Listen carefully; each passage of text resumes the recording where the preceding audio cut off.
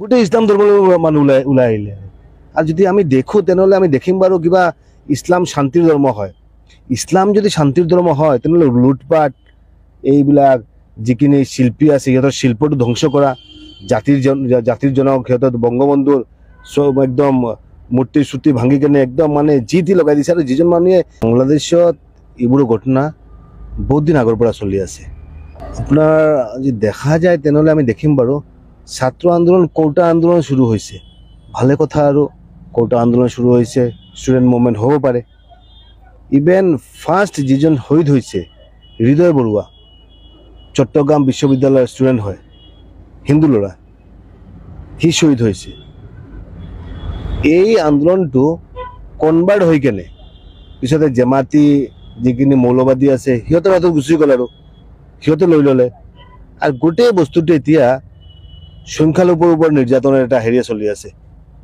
এতিয়া ক'ব যে সংখ্যালঘু নিৰ্যাতন চলি আছে, আপোনাৰ হয়তোবা মুছলিম যিখিনি হেৰিয়ে কৰি আছে, কিবা আওয়ামী লীগ কৰি আছে, সিহঁতৰো বৰ্তমান হৈছে। কিন্তু কথাটো হৈছে কি, এই যে মন্দিৰ ভাঙ্গা, এই যে প্ৰত্যেকটা মন্দিৰৰ অগ্নিসংযোগ কৰা, আমি দেখা যাব যে ক্ৰিকেটাৰ লিটন দাস তাৰ ঘৰত আগুন লগোৱা হৈছে।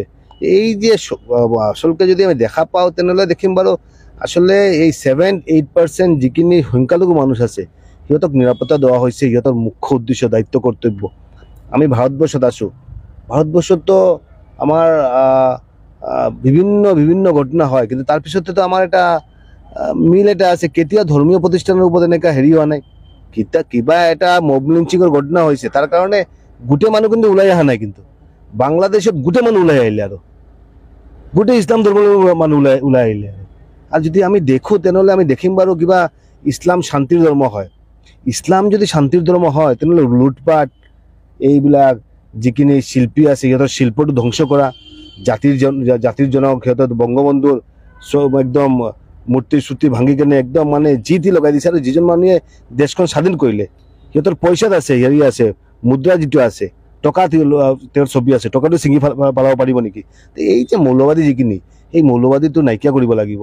এনেকুৱা মৌলবাদী থাকে যদি আজি পাকিস্তানৰ যেনেকুৱা অৱস্থা হৈছে, আজি বাংলাদেশৰ অৱস্থা হৈছে, আজি তালিবানে কেনেকুৱা কৰিলে, আজি গোটেই সমাজখন শেষ কৰি দিলে। আৰু এনেকেই লাগিছে আৰু মানে ছাত্ৰ আন্দোলনটো পিছতে হেৰিয়া কেনেকৈ যায়, আৰু এইটো মৌলবাদীৰ ওচৰত যাই কিনে হিন্দু নিৰ্যাতনৰ আন্দোলন কেনেকুৱা হয়। আৰু এনেকুৱা সদায় হৈ থাকে। আৰু এই আন্দোলনটো এনেকুৱা নহয়, কিবা এটা ঘটনা হ'লে মই ৰাতিপুৱা 3-4জন মানুহৰ লগত কথা পাতিলোঁ, সিহঁতে আমাক ক'লে আৰু যে আমি ভাল থাকোঁ, ঠিকে আছে, আমাৰ এটা